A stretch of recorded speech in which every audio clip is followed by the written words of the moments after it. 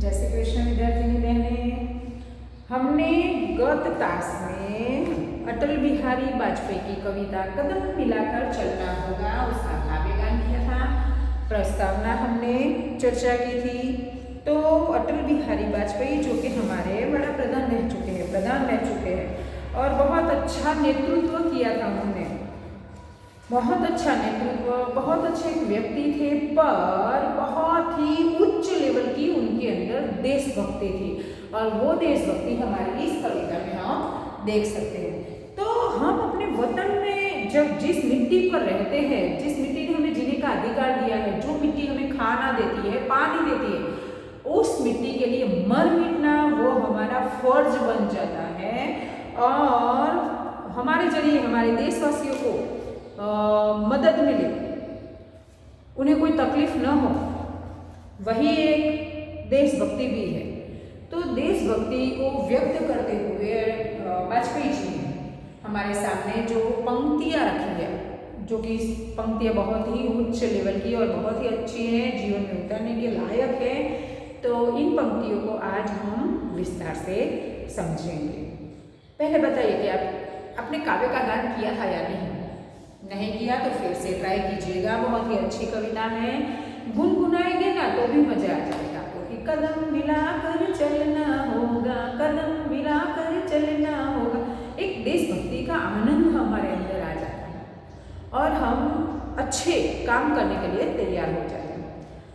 आपको पता है कि भक्ति करने के लिए, आपको देशभक्ति करने के लिए सरहद पर ही जाना पड़ता है? नो, देशभक्ति करनी है तो एक काम करना है, आपको एक अच्छा इंसान बनना है, अपने काम खुद करने हैं, किसी को दुख नहीं पहुंचाना है और भ्रष्टाचार, रिश्वत, ऐसे गलत काम नहीं करने हैं बस। तो भी एक प्रकार की देशभक्ति है। माँ बाप को मान सम्मान दो, अपने शिक्षक, अपने जो बुजुर्ग हैं उनको मान सम्मान दो, छोटों से प्यार से पेश आओ, गलत काम मत करो, बस ये भी एक प्रकार की देशभक्ति है। तो चलिए आज मैं और आप सब कदम मिलाकर चलते हैं और एक प्रण मतलब संकल्प लेते हैं कि हम गलत काम नहीं करेंगे, हम दूसरों को दर्द नहीं पहुंचाएंगे, हम खुश रहेंगे और दूसरों को खुश रखेंगे, अपने से बड़ों को मान सम्मान देंगे, छोटे से प्यार करेंगे और जो हम उम्र हैं उनके साथ अच्छे से पेश आएंगे, करेंगे। यस, चलिए तो कविता लिखते हैं। ये कविता अगर ये प्रण हम पूरा करेंगे तो वाजपेयी जी का सपना भी पूरा होगा और ये जो कविता हमारे सामने रखी है उसका जो मकसद था उनका वो भी पूरा होगा। तो देखते हैं कविताएं कि बाधाएं आती है आए, बाधाएं आती हैं आए, घिरे प्रलय की घोर घटाए। बाधाएं, बाधा मतलब रुकावट या मुसीबतें, विघ्न। तो भले ही बाधाएं, भले ही मुसीबतें आए, घिरे प्रलय की घोर घटाए। प्रलय आता है तो कैसे आसमान में काले काले बादल, पवन, बारिश, कैसा होता है वातावरण, भयानक डरावना। तो भले ही घिरे प्रलय की घोर घटाए, पाँव के नीचे अंगारे, अंगारे, अंगारे पता है ना, अग्नि का कण, अंगारा मतलब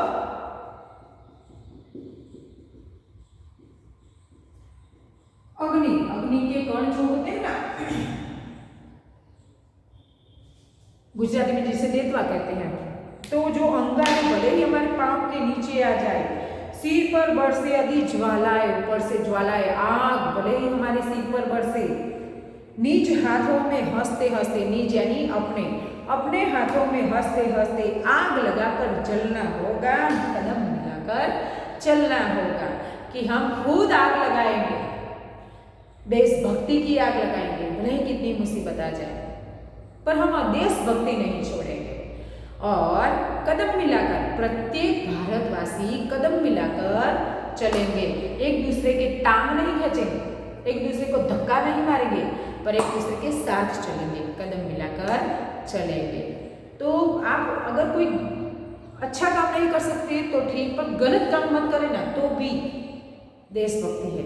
और अच्छे कामों में हमेशा दूसरों की मदद करो, दूसरों के साथ रहो, तो ये अच्छी बात है और यही देशभक्ति है। यही बात हमें यहाँ वाजपेयी जी समझाते कि भले अनेक मुसीबत आए, भले ही बाधाएं आए, प्रलय आ जाए, पाँव के नीचे अंगारे आ जाए, आसमान से बाहर ज्वाला आग की बारिश हो, फिर भी हम खुद आग लगाएंगे देशभक्ति की और आगे बढ़ेंगे।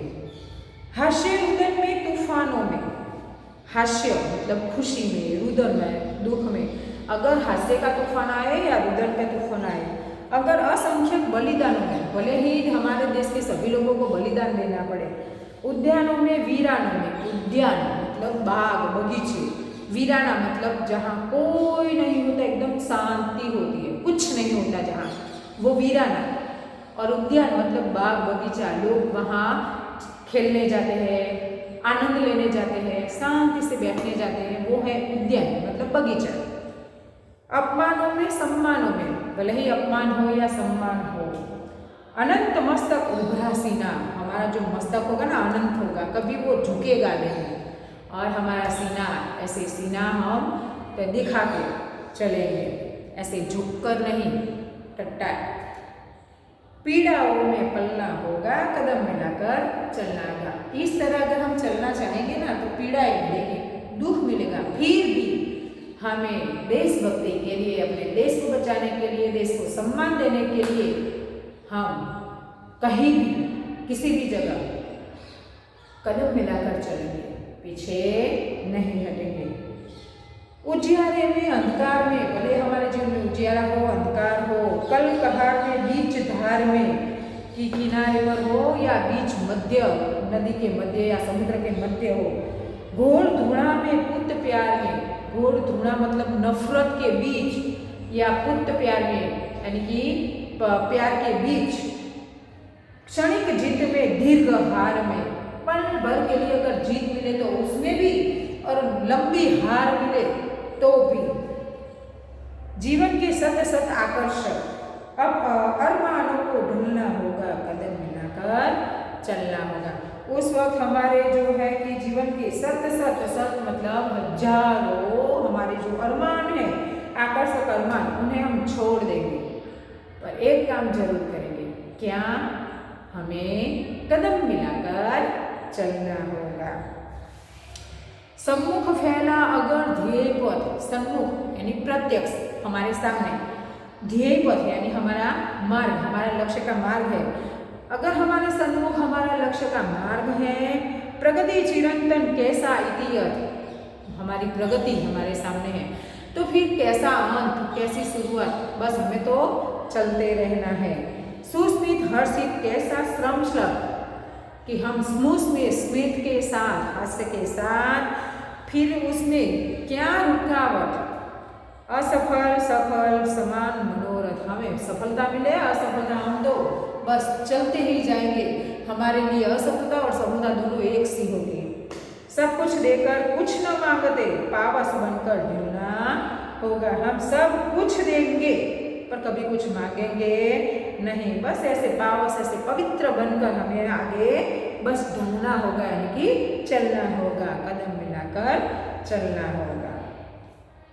कुछ कांटों से सज्जित जीवन, प्रखर प्यार से वंचित यौवन, क्योंकि अगर देशभक्ति के मार्ग पर आप निकल पड़े हैं तो उसमें कांटों से सज्जित, कांटे मिलेंगे आपको, हमारा जीवन भले कांटों से भरा हुआ हो, सजा हुआ हो, प्रखर प्यार से वंचित, मगर हमें प्यार नहीं है हमारे जीवन में, हम प्यार से वंचित है।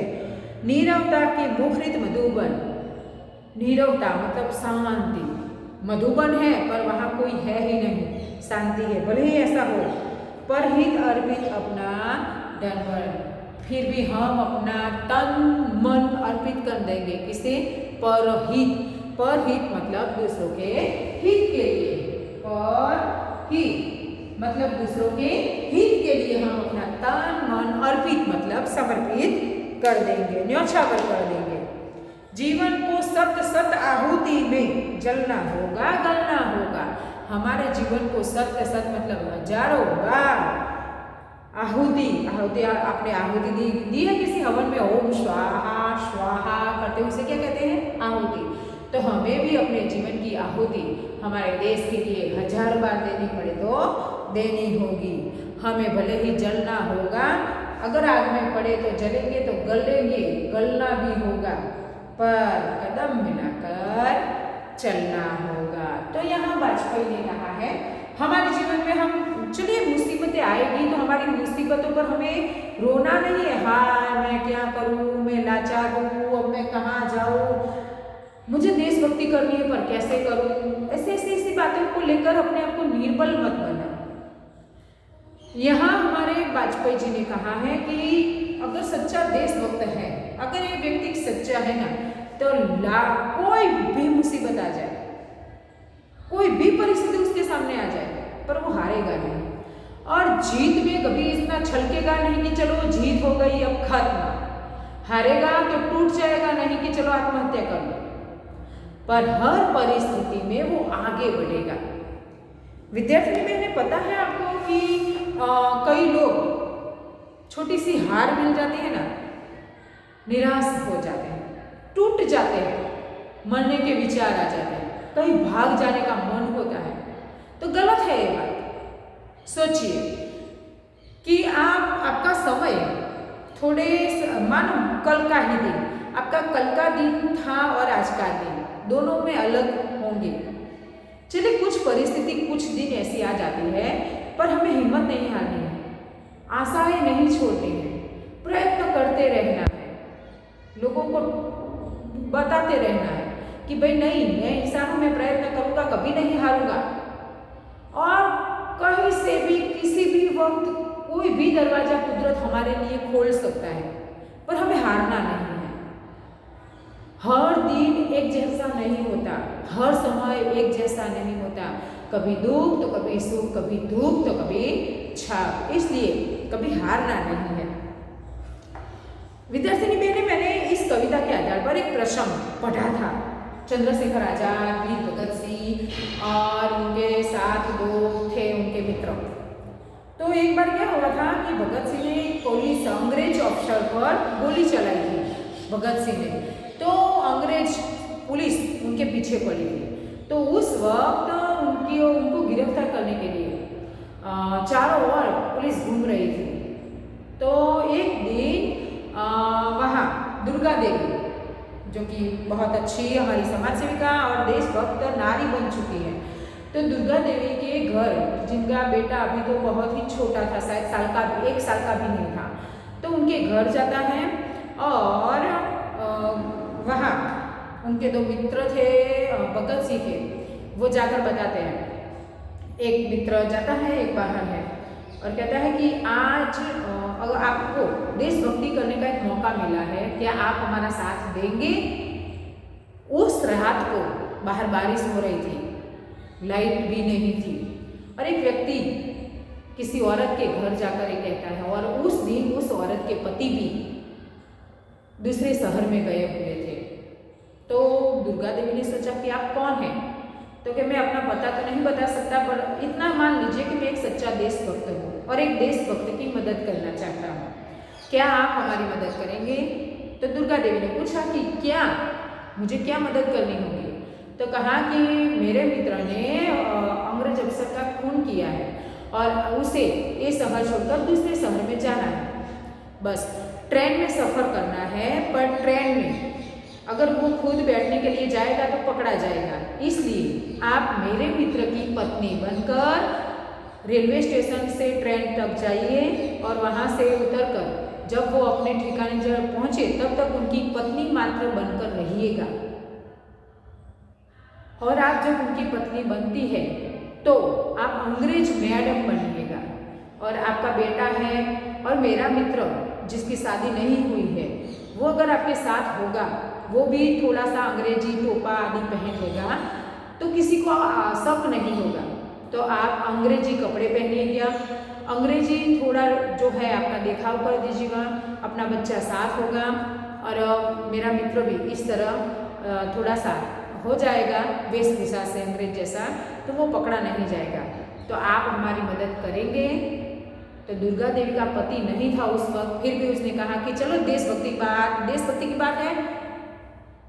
तो उस व्यक्ति ने कहा कि शायद आप पर गोली चल सकती है पकड़े जाए तो, तो कहा कि देशभक्ति की बात है, मैं डरने वाली नहीं हूँ। और उन्होंने हाँ कही।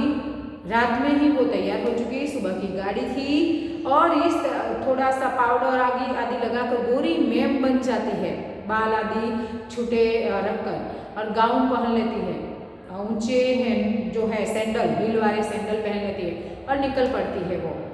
अब भगत सिंह थे जो उनके मित्र, तो भगत सिंह को अपना पति सिर्फ बचाने के लिए माना था और साथ में अपना बच्चा भगत सिंह को दिया। भगत सिंह अपने बच्चे को लेकर ऐसे चल रहे हैं और दुर्गा देवी साथ में उनकी पत्नी बनकर चल रही हैं। रेलवे स्टेशन पहुंचते हैं। अंग्रेज पुलिस तो भगत सिंह को पकड़ने के लिए घूम ही रही थी। उनसे पूछा तो दुर्गा देवी ने बातचीत अंग्रेजी में की, स्माइल दी और सबको लगा कि अंग्रेजी ही है, अंग्रेज है, जाने दिया ट्रेन में। ट्रेन में बैठे, फिर भगत सिंह थोड़े से अलग हो चुके थे। ट्रेन में भी पुलिस आती जाती थी, फिर भी दुर्गा देवी ने अपने आप को बचाए रखा, भगत सिंह की रक्षा की और स्टेशन पर उतरे तो उनके पति वहाँ दूसरे जो देशभक्त मित्र आने वाले थे उन्हें लेने के लिए आए थे। तो दुर्गा देवी ने बताया कि इस तरह मैं भगत सिंह को बचाने के लिए उनके साथ उनकी पत्नी बनकर आई हूँ।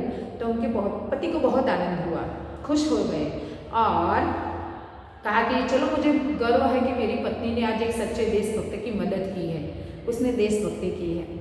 और इस तरह उन्होंने भगत सिंह की मदद की थी। उसी ट्रेन में चंद्रशेखर आज़ाद भी थे और इस तरह सच्चे देशभक्तों की मदद करके एक औरत जो कि शादी के पहले तो एक गंवार थी, कुछ अता पता नहीं था, पर 20 साल की उम्र में एक बच्चे की माँ बन जाती है और उनके पति खुद भी एक देशभक्त थे। तो ऐसे देशभक्त नारी बन चुकी कि भले गोली लग जाए पर मैं एक देशभक्त की मदद करूंगी, ऐसी देशदाह जैसी देश के लिए भक्ति उसके अंदर थी। तो विद्यार्थिनी बहन, हमें शायद ऐसा मौका मिले ना मिले, हमारे नसीब ऐसे नहीं है, पर हम सच्चाई के मार्ग पर चले तो भी एक देशभक्ति है। तो आपसे एक प्रार्थना है कि आप अपने जीवन में अपने माँ बाप के प्रति ईमानदार रहे, अपने कर्तव्यों के प्रति ईमानदार रहे, कभी गलत काम न करें और इस तरह हम देशभक्ति करेंगे या नहीं? अगर करते हैं तो ऐसी वीरांगना, ऐसे सच्चे देशभक्तों को हम कोटि कोटि नमन करते हैं, ऐसा माना जाता है। अगर नहीं करेंगे तो आपने उनकी देशभक्ति को लजवाया है, ऐसा माना जाएगा। तो आप देशभक्ति को साथ दीजिएगा, कुछ नहीं, बस अपने फर्ज, अपने कर्तव्य के प्रति ईमानदार रहिएगा। जय श्री कृष्ण।